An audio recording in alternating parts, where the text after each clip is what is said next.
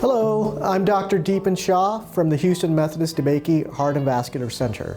I'd like to invite you to join us for the upcoming DeBakey CMR Workshop. This 5-day cardiac MRI training course will be held May 4th to the 8th, 2020 at the Houston Methodist Hospital in the Texas Medical Center. This workshop covers practical applications of cardiovascular MRI with a mix of hands-on and lecture sessions. It's a one-of-a-kind opportunity to build practical knowledge in such topics as basic MRI principles, cardiac anatomy, late gadolinium enhancement, stress perfusion imaging, vascular imaging, case interpretation, and troubleshooting of image acquisition. We use a case-based approach, and you can expect to review up to 50 clinical CMR cases during the week. The workshop is designed for cardiologists and radiologists and technologists. The workshop is built around small group learning to make sure that each learner gets individual attention. Space is limited, so please be sure to sign up early.